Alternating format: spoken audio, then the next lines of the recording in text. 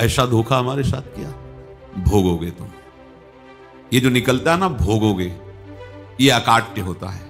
क्योंकि किसी का भी हृदय, मान लो किसी भी जीव जंतु को आप कष्ट दें और उसका हृदय आह भर जाए, तो वो आह वज्र की लेखे तुम्हें भोगना पड़ेगा। वो आह किसी की ना लेना जिंदगी। कोई ऐसा कोई आह भर करके कह दिया तुम समर्थ हो, हम तो कुछ कर नहीं सकते, और अंदर से दुखी, फिर तुम्हारी सामर्थ्य काम नहीं करेगी, मिट्टी में मिला देगी। ऐसा नहीं कि आप जो कर रहे हैं कोई देख नहीं रहा, कोई हिसाब किताब नहीं, जो कर रहे हैं अवश्य में भोक्तव्यम। बहुत सावधान।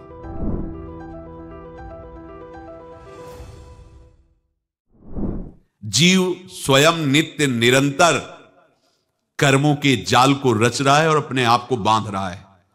आपको मुक्त होना है, बंधना नहीं है। जीव का जन्म कर्मों के अनुबंध से होता है, कर्मों के बंधन से होता है, और उसको अपना ऋण चुकाना होता है। कर्मानुबंध ये बहुत सूक्ष्म विषय है।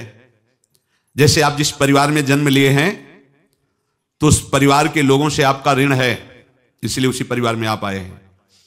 और ऋणानुबंध, उसको बिना चुकाए या बिना वसूल किए आप वहां से जाएंगे नहीं। आपको लेना है तो वसूल करना है, और देना है तो चुकाना है। ये पूर्व के जन्मों से निश्चित किया गया है।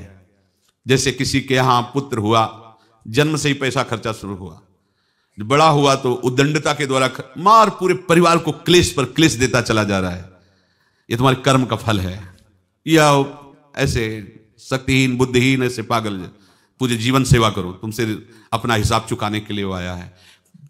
अब परिवार के जो सदस्य जुड़े आके, मतलब पत्नी आते ही पूरी हृदय में आनंद, परिवार में आनंद, और जीवन भर वो आनंद ही सुख देने के लिए उसका जन्म हुआ। वो अपना ऋणानुबंध मुक्त, और आते ही भयंकर क्लेश खड़ा कर दिया, बीच में दीवार और झगड़ा वैसा, फिर अतरे दिन मारपीट शुरू, कलह अशांति, पूरा जीवन नर्क हिसाब करने आए।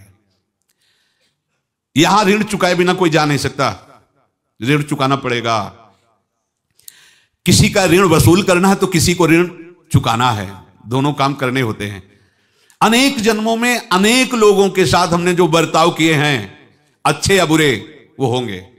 अब किसी आदमी को हम जानते नहीं, अचानक मिला, अचानक टक्कर लगाओ, मार पीट गाली गुप्ता सब कर दिया, चुपचाप सह लो। क्यों? ये आपका हिसाब है, पूर्व का हिसाब। हमारा उससे कोई द्वेष नहीं, कोई संकल्प नहीं। अचानक घटना घटी और हमसे द्वेष करने लगा, हमें पीटने लगा, हमें गालियां दे, ये हिसाब है, चुपचाप सह जाओ। अपने घर का भाई ही भारी दुश्मन बन गया और क्लेश, हिसाब है। एक प्रभुदत्त ब्रह्मचारी जी की वाणी में पढ़ा था, एक महात्मा जी भ्रमण करते थे, तो उस समय असरफियां चलती थी, मोहरे असरफियां, तो उनको भेंट में देते लोग। तो या तो ठाकुर सेवा में लगे तत्काल, या संत सेवा में तत्काल लगे, उसका संग्रह करके डोलना ये ठीक नहीं है। बैरागी के लिए सिद्धांत में ये ठीक नहीं है। तो जब 2, 4, 6, 8 ऐसे मोहरे हुई, तो उन्होंने विचार किया कि और भ्रमण करके जब काफी मोहरे हो जाएंगी, तो प्रयागराज में जब कुंभ पड़ता है, एक बार पूरे सब अखाड़े के संतों को, अलग अलग संप्रदाय सब संतों को बुलाएंगे और सबको पुआएंगे। अब साधु है तो यही विचार करेगा, और क्या विचार करेगा। तो उन्होंने एक ऐसे डंडा बनवाया, बेंत, जो ऊपर से चूड़ीदार और भीतर पोला, और मोहरे उसमें डालते गए। और भ्रमण, जहां जहां श्रद्धालु भगत सबके यहां जाना और इच्छा रखना कि एक मोहर तो दे दे दक्षिणा में। कामना कोई भी हो वो बांधती ही है, ध्यान रखना। इसीलिए प्रभु जो चाहे वो करे, अपनी चाह नहीं रखनी चाहिए, अपनी चाह प्रभु की चाह में मिला देनी चाहिए। धीरे धीरे वो छड़ी भर गई। भ्रमण करने वाले महात्मा चूड़ी लगाई, इंतजार करते रहे। जब प्रयाग का कुंभ पड़ा तो चले। तो रास्ते में एक गांव में पूछा जाता है, जैसे कहीं रुको कि कोई श्रद्धालु ऐसा है जो संत सेवी है। तो कुछ लोगों ने बताया, हाँ एक परिवार है, बहुत संत सेवी है, और आपको मिलाते हैं उनसे। हाँ ये महाराज, घर में रुका, खूब अच्छा हलवा पूड़ी पवाया, और जो घर के मालिक थे चरण दबाए।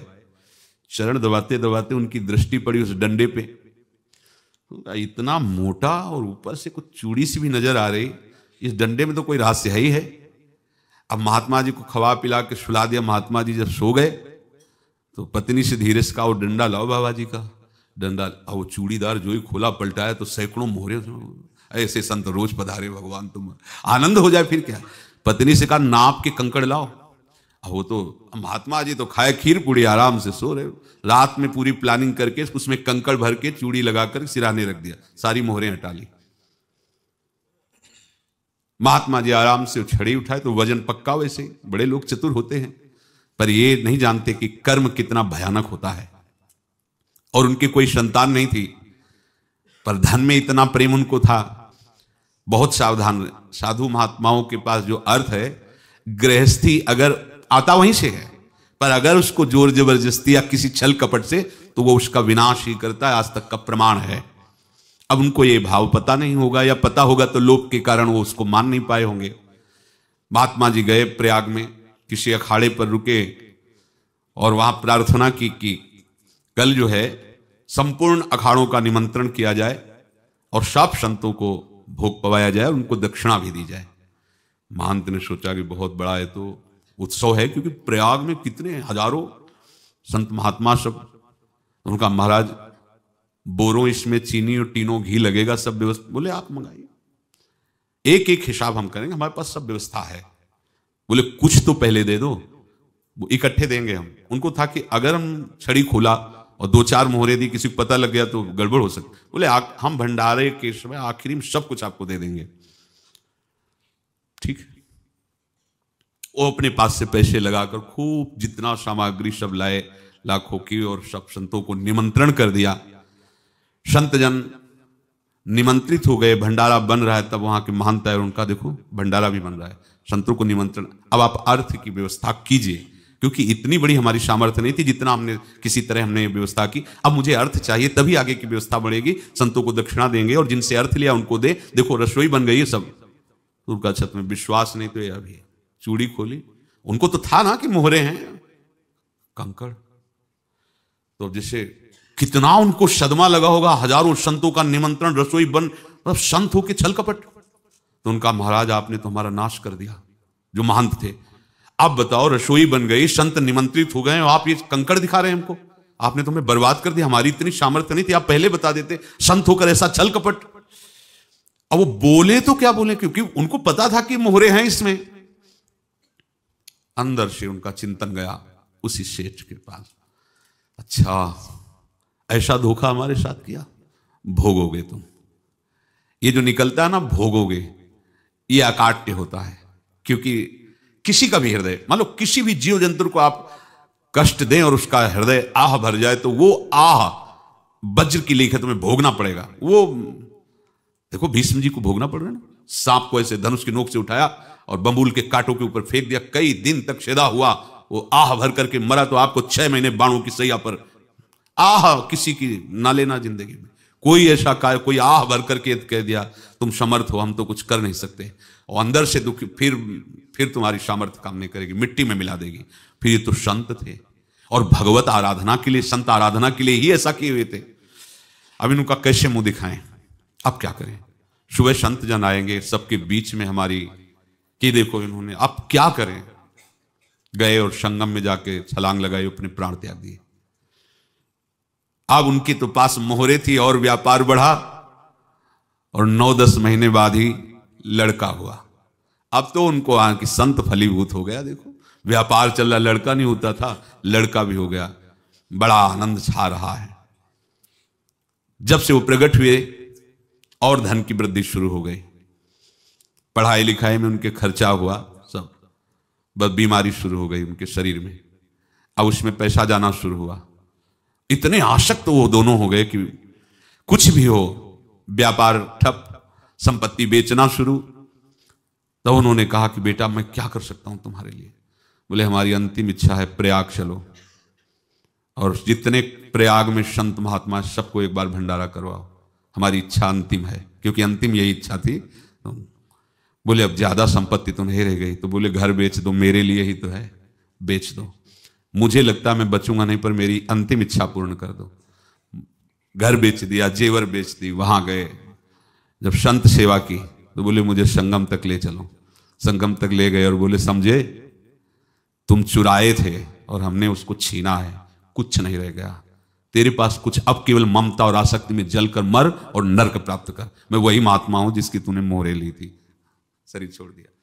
महात्मा को जन्म लेना पड़ा और इनको दुर्गति भोगनी पड़ी। ऋणानुबंध होश में, ऐसा नहीं कि आप जो कर रहे हैं कोई देख नहीं रहा, कोई हिसाब किताब नहीं, जो कर रहे हैं अवश्य में भोक्तव्यम, बहुत सावधान।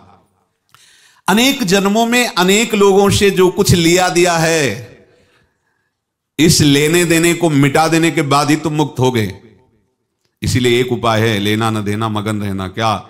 मालिक को समर्पित हो जाओ, मालिक को अपना माना हुआ समर्पित कर दो, खत्म। अहम त्वाम स्वरूपापेभ्यो मोक्षयिष्यामि, सब खत्म, आगे पीछे लेना देना सब खत्म। एकादश स्कंद में भगवान श्री कृष्णचंद्र जी ने कहा, जो मेरे चरणों का आश्रय लेकर भक्त मेरा भक्ति करता है, उसके पितृ ऋण, मातृ ऋण, देव ऋण, ऋषि ऋण, सब ऋणों से मैं मुक्त कर देता हूं। बस यही एक उपाय है जो इसके बंद करने का उपाय भक्तों के लिए है, वो यही है, भगवान की शरण में होकर अपना माना हुआ पूरा भगवान के अर्पित कर दो। अर्पित करने का तात्पर्य उसमें अहम हटा दो। तदीयम वस्तु गोविंदम तुभ्यमेव समर्पये। जिनसे तुमने सेवा करवाई है उनकी सेवा करनी पड़ेगी, जिनसे तुमने जो कुछ लिया है उनको देना पड़ेगा। ये लेने देने का व्यापार जब तक समाप्त नहीं होगा तब तक तुम्हारा जन्म मरण चलता रहेगा। अब आपको यहां समझना है, यदि आपसे किसी ने पैसे लिए बेईमानी करके नहीं दे रहा है तो आप उसको गाली मत दीजिए, आपने बेईमानी की थी इसलिए आपकी बेईमानी हुई है, ले गया, कोई बात नहीं है, बंधन से मुक्त हुए, जो बोझा था चला गया। उसको ऐसा ना देखे कि ये बेईमान हमारे रुपए मार लिए, अब जो कुछ होगा देखेंगे। अगर आप आगे नया कुछ करते हैं तो फिर आगे का हिसाब आपको भोगना पड़ेगा, ध्यान रखना। ऐसा नहीं है कि आपको भोगना नहीं पड़ेगा। एक ही उपाय है कि आप जो शरीर धारण किए इसी में जो भोग ले, आगे ना होना चाहिए। तो क्या करें? सर्वतो भावेन भगवान की शरण ले ले। ये तो सर्वाणि कर्माणि मयि सन्न्यस्य मत्पराः अनन्येनैव योगेन माम ध्यायन्तु उपासते तेषामहं समुद्धर्ता मृत्यु संसार से। ये बड़ा कठिन है पार होना, कोई छोटी मोटी बात है। एक महात्मा बाल्यावस्था से भजन करते थे, शालिग्राम भगवान पास रखते थे और उन्हीं की आराधना करके बस पाठ, नाम, जप और भ्रमण करते थे। यौवन अवस्था थी, गंगा जी के किनारे अपने ठाकुर को विराजमान करके स्नान करने के लिए कपड़ा ही उतार रहे थे कि 90 लोग आ गए, भाला तलवार सब लेकर, मारो मारो इसको मारो, घेर लिया। तो उन्होंने हाथ जोड़कर कहा, हमने क्या अपराध किया? कोई सुन ही नहीं रहा। तो उन्होंने कहा, मार तो डालोगे ही आप 90 लोग, हम कोई अस्त्र शस्त्र तो लिए नहीं, एक बार हमें गंगा में डुबकी लगा देने दो और अपने ठाकुर को स्नान करा देने दो, फिर इसके बाद आप मार देना। भगवत इच्छा से वो लोग रुक गए, स्नान किया और अंदर से प्रार्थना की, प्रभु ये क्या लीला है आपकी, आपके सिवा मेरा कोई है नहीं और ये मुझे मारना चाहते हैं। तो भगवान ने जानते हो क्या कहा उनके अंतर में? तुम मेरे में ध्यानस्थ हो करके शरीर को छोड़ो, ये लोग मारेंगे। ये मेरे भजन का फल है कि तुम्हें 90 जन्म नहीं लेना पड़ेगा।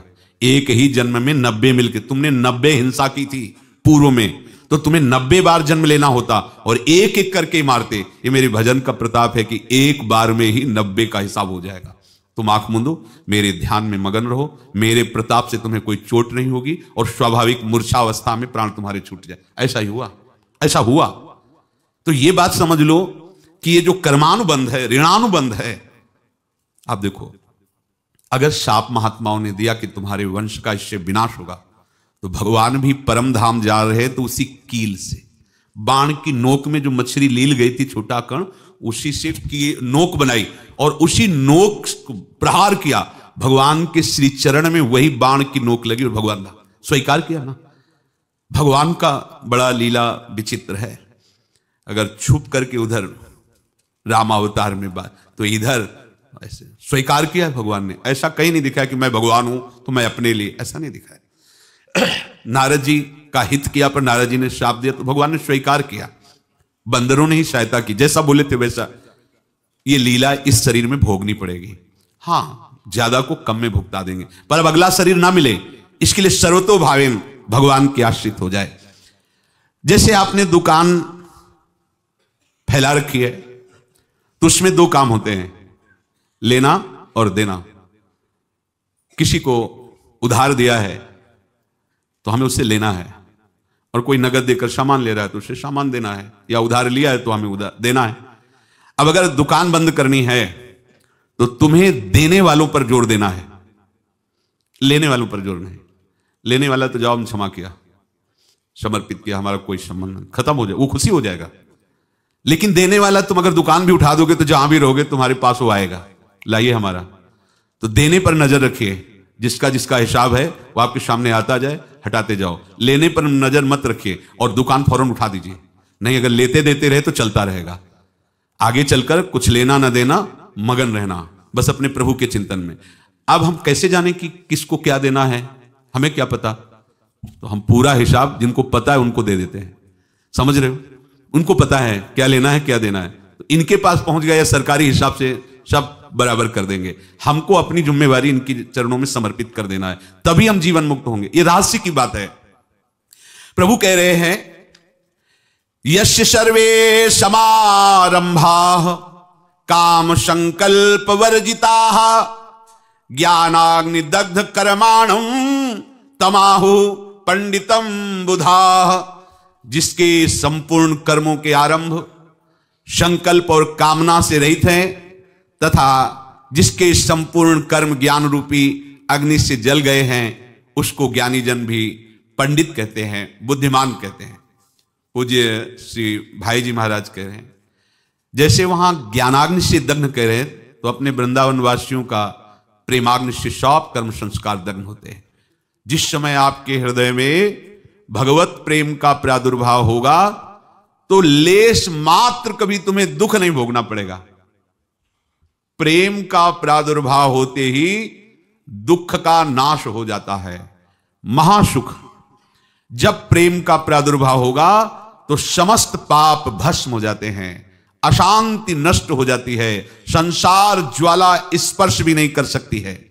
जब भगवत प्रेम का प्रादुर्भाव होता है तो हो सकता है उस उपासक के जीवन में दुखों का पहाड़ टूट पड़े, परिवार खिलाफ, शरीर रोगी, अव्यवस्था, बहुत बहुत कुछ, सब कुछ। कह रहे हैं इतना सब होने पर भी उसके हृदय में कोई भी दुख नहीं होता। ऐसा सामर्थ्यशाली भगवत प्रेम है। भगवान के चरणारविंद का जिसके हृदय में प्रेम है, भारी से भारी दुख भी उनके